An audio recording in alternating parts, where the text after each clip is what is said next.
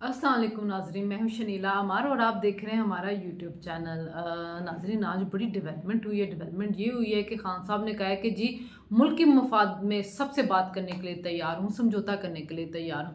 अच्छा, खान साहब ने कल जब कुछ सहाफ़ियों के साथ बातचीत की थी तो उसमें खान साहब ने कहा कि जी मैं तो बात करना चाहता हूँ लेकिन मुझसे कोई बात ही नहीं करता, लेकिन मुझे कोई घुटने टेकने पे मजबूर नहीं कर सकता। और इस्टेब्लिशमेंट से मेरी कोई लड़ाई नहीं, इस्टेब्लिशमेंट को सियासत तो आती नहीं। जनरल आसिम मुनीर जो है मुझे अपना दुश्मन समझते हैं, मैं उनका दुश्मन नहीं हूँ। पहली बात तो ये है कि खान साहब आप खुद ही कहते थे कि ये इस्टेब्लिशमेंट न्यूट्रल रहे, इस्टेब्लिशमेंट का सियासत में कोई काम नहीं होना चाहिए। अब आप उनसे बातचीत किस लिए करना चाहते हैं?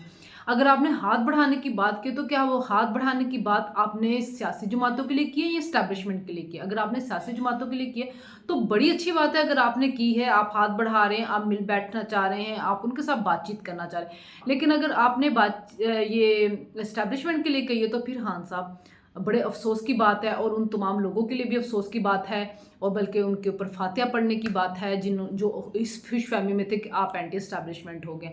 मैं तो खैर आपको कभी भी एंटी इस्टेब्लिशमेंट नहीं समझती थी, क्योंकि आपका एंटी इस्टेब्लिशमेंट बयानिया था ही नहीं। आपका बयानिया सिर्फ ये था कि मुझे इक़्तिदार में वापस ले आओ, मैं आपके साथ फिर खुश रहूँगा। अगर आप मुझे इक़्तिदार में वापस नहीं लेके आते हैं तो फिर मैं आपके खिलाफ बात करूँगा। और वैसे भी आप खुद भी किसी इस्टेब्लिशमेंट से कम तो है नहीं, वो डिक्टेटर माइंड आपका और अपनी सोच और मेरे साथ हैं तो मेरे साथ रहेंगे, मेरे खिलाफ आप बात नहीं कर सकते हैं, तनकीद आप सुन नहीं सकते हैं, अपने हर चीज़ को आप इम्पोज़ करना चाहते हैं। तो इस्टेब्लिशमेंट तो आप भी हैं, हिटलर एवें तो नहीं आपका फिर फेवरेट लीडर है हिटलर की जब आप मिसालें दे रहे होते हैं।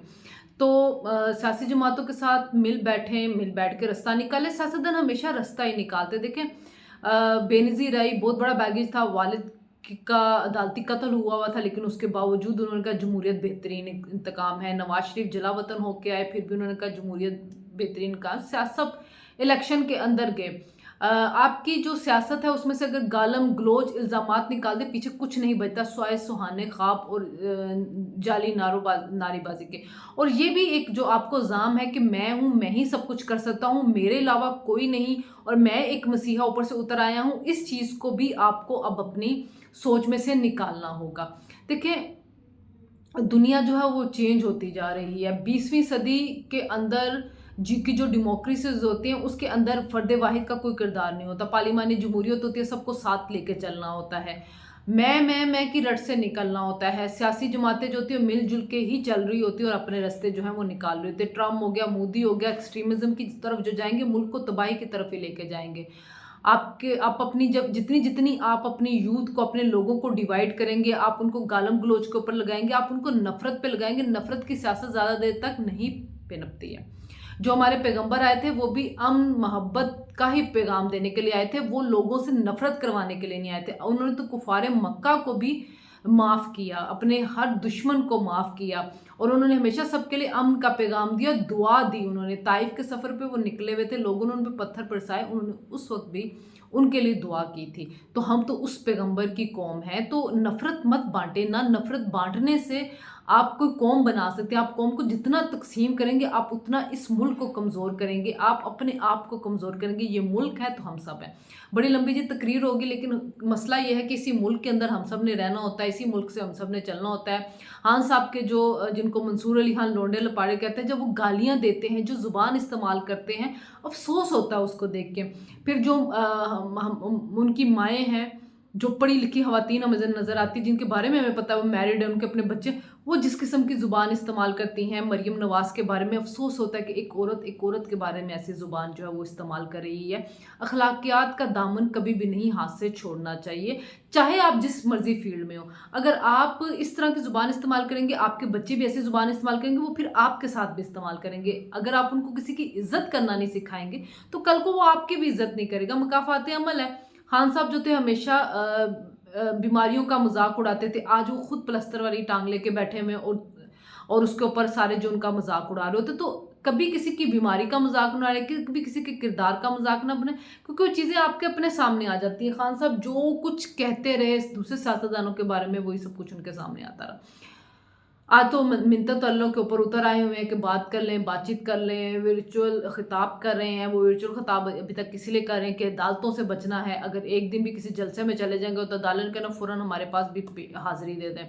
اور جو جان کا خطرہ، ایک انہوں نے کہا کہ جی میری جان کو خطرہ ہے تو میں اس کی وجہ سے عدالت نہیں آ سکتا، عدالتیں اٹھ کے میرے پاس آ جائیں، تو جب آپ جلسوں میں جائیں گے تو تب آپ کیا کریں گے؟ تب آپ کی جان کو خطرہ نہیں ہوگا۔ پھر خان صاحب ہمیشہ ایک تھیوری کر لیتے ہیں، میری جان کو خطرہ، پتہ نہیں یہ خود سے ہی کوئی اٹیک خود پہ نہ کر لے، کیونکہ جو پہلا حملہ ہوا تھا اس کے بارے میں مبینہ طور پہ لوگوں کی یہ رائے ہے کہ وہ حملہ جو تھا وہ کروایا گیا، کیونکہ آپ کی ٹانگ کے اوپر جو خود شوکت خانم کی رپورٹ ہے کہ فریگمنٹس لگے تھے گولی کے، اور جس قسم کا وہ سارا ایک ڈرامہ رچایا گیا تھا وہ تو عجیب ہی ایک کہانی لگی تھی۔ پھر کبھی خان صاحب کہتے ہیں مجھے زہر دے دیا جائے گا، کبھی وہ گڈ نرس سیزن دیکھتے ہیں تو وہ کہتے ہیں کہ جی وہ انسولین کی تعداد بڑھ جائے تو انسولین کی مقدار بڑھ جائے تو کیا ہوتا ہے جی ہارٹ اٹیک ہو جاتا ہے۔ تو یہ جو معاملات ہیں وہ سامنے آ رہے ہیں۔ ٹرک کا بھی ہر طرف رولا پڑا ہوا ہے۔ ٹرک کی جو مبینہ ایک آڈیو آئی ہے فواد چودھری کی، انہوں نے ایک جج کے بارے میں، مظاہر علی اکبر نقوی کے بارے میں کہا کہ ان کے لیے ٹرک تیار ہے۔ اب ٹرک پہ سامان تو لادنا نہیں تھا، وہ کون سا کوئی شفٹنگ کرنے لگے تو ٹرک کو کہتے ہیں جی وہ ٹپوری لینگویج جو ہے بھائی لوگوں کی لینگویج، اس کے اندر وہ جو ہوتا ہے جی وہ کھوکھا 1,00,000 اور پیٹی 1 کروڑ، ٹرک کہتے ہیں 1 ارب، اگر 1 ارب ہے تو جی سوچیں ہمارے پھر ججز کہاں پہ۔ کچھ اور بھی معلومات سامنے آئی ہیں کہ جو پرویز الہی کے رائٹ ہینڈ ہے محمد خان بھٹی، جو بلوچستان جاتے ہوئے پکڑے گئے تھے، انہوں نے بہت زیادہ جو بیانات ہیں وہ دے دیے ہیں اور بہت سے انکشافات کر دیے۔ عمران احمد تو نہیں کہتے تھے پرویز الہی کو پنجاب کا سب سے بڑا ڈاکو ہے، تو انہوں نے بڑے انکشافات کر دیے، جس کے بارے میں فواد چودھری نے کہا کہ جی اگر آپ نازک غذا کے ساتھ رسی باندھ کے اینٹیں لٹکائیں گے تو کوئی بھی بیان دے دیا جائے گا۔ سمجھ نہیں آتی یہ ایسی تھیوریاں کہاں سے گھڑتے ہیں۔ تو وہ اگر وعدہ معاف گواہ بنتے ہیں جو ان کا بیان ہے تو وہ بیان پھر بڑا افسوسناک خوفناک ہو سکتا ہے۔ آپ یہ دیکھیں نا، فرا گوگی کے اوپر بھی سارے کرپشن کے کیسز جو ہیں وہ سٹارٹ ہو چکے ہوئے ہیں، کروڑوں اربوں روپے کے انہوں نے پلاٹس لیے ہیں پنجاب کے اندر۔ فخر درانی کی سٹوری تھی جو انہوں نے بتایا کہ برطانیہ کے اندر ان کی وہ کمپنیاں ہیں۔ تو یہ سارے معاملات سامنے آئیں گے۔ آج نیب کے جو ایک چیئرمین ہے وہ ایک ریٹائرڈ جنرل لگ گئے ہیں جی، اور ریٹائرڈ جنرل جو لگ گئے ہیں تو اس کے اوپر فواد چودھری نے کہا جی یہ تقرری متنازع ہے، کیونکہ ہمارے جو استعفوں کے نوٹیفیکیشن تھے معطل کر دیے گئے ہوئے ہیں، اور ہم جو ہیں وہ اب ہمارا leader of opposition Shah Mahmood Qureshi ہے تو اس کی مرضی کے ساتھ جا کے وہ لگنے چاہیے تھے۔ تو سمجھ نہیں آتی جی ان کی کون سی کل سیدھی ہے، کبھی وہ امریکہ سازش کرتا ہے، کبھی امریکہ سازش نہیں کرتا۔ اب امریکہ سازش نہیں کر رہا، اس کی وجہ پتہ کیا ہے؟ ہم جا رہے ہیں چائنا اور روس کی طرف، امریکہ چاہ رہا ہے کہ ہم ان کی طرف نہ جائیں، جس کی وجہ سے وہ IMF کے ذریعے ہمیں تنگ کر رہا ہے، سخت اشتراک، اور کچھ وہ عمران سے معاملات سیٹ کرنے کی کوشش کر رہا ہے کہ اگر آپ ہمارے ساتھ مل جاتے ہیں اور اگر آپ ہمارے ساتھ ہماری مدد کرنے کے لیے تیار ہوتے ہیں، چائنا کی طرف نہیں جاتے ہیں۔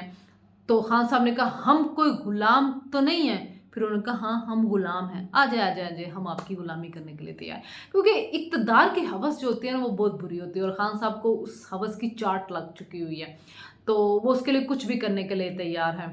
تو نیب کے چیئرمین آ چکے ہیں جی، ریٹائرڈ ایک جنرل ہیں، ان کے بارے میں یہ ہے کہ وہ کافی سلجھے ہوئے جنرل ہیں۔ انہوں نے PTM کے بارے میں بھی یہ بیان دیا تھا اپنے زمانے میں کہ ان سے ہمیں بات چیت کرنی چاہیے، جبکہ ان کو غدار قرار دیا جا رہا تھا۔ جو سیاسی دھارے میں آتے ہیں، سیاست کرتے ہیں، ان سے تو بات کرنی چاہیے۔ ہم یہاں پہ جا کے طالبان کے ساتھ جو آپ کے آئین قانون کو نہیں مانتے ان سے بات چیت کرنا شروع کر دیتے ہیں، جو آپ کے بچوں کو، آپ کے لوگوں کو شہید کرتے ہیں، ہم ان سے بات کرنے کے لیے تیار ہوتے ہیں۔ یہ خان صاحب کا ہر وتیرہ یہی ہے کہ وہ ایسے ہی لوگوں سے بات کرنے کے لیے تیار ہوتے ہیں، لیکن سیاسی لوگوں سے بات کرنے کے لیے تیار نہیں ہوتے۔ سمجھ نہیں آتے ان کو اپنے سیاسی حریفوں سے اتنی نفرت کیوں ہے، اتنا انتقامی جذبہ کیوں ہے اس کے اندر، کیوں نہیں وہ محبت کی، امن کی بات کرتے، کیوں ہمیشہ وہ نفرت کی سیاست کرنا چاہتے ہیں؟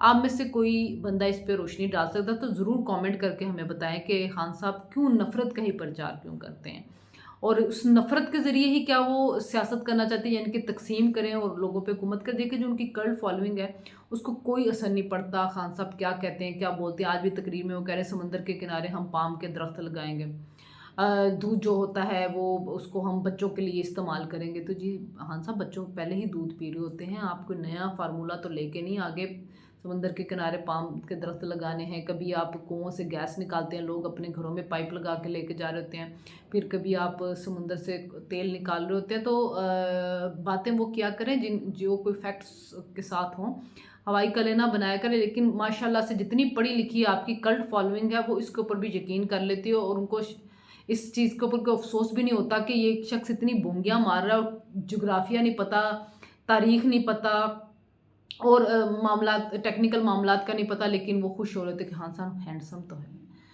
تو جی کرزما ہے، اس کرزمے کے پیچھے کلٹ فالوئنگ چل رہی ہے، اور اس کلٹ فالوئنگ کو یہ بھی بڑی خوش فہمی تھی کہ یہ اینٹی اسٹیبلشمنٹ ہو گیا ہے، تو کل کے بیان کے بعد یہ خوش فہمی بھی ختم ہو گئی ہوگی، لیکن کلٹ فالوئنگ کی نہیں۔ کلٹ فالوئنگ جو ہوتی ہے ان کے سوچنے سمجھنے کی جو ہر صلاحیت ہوتی ہے اس کو بند کر دیا جاتا ہے، تو وہ سوچنے سمجھنے سے آری ایک قوم جو ہے وہ اس پاکستان میں تیار ہوئی۔ بعض دفعہ میں سوچتی تھی کہ یہ کیسے ہو سکتا ہے کہ دجال آئے گا اور وہ لوگوں کو بہکا دے گا، لوگ اس کے پیچھے لگ جائیں گے، لیکن پھر میں خان صاحب کے فالوورز کو دیکھ لیتی ہوں۔ آج کے لیے اتنا ہی، پھر ملاقات ہوتی ہے جی، اللہ حافظ۔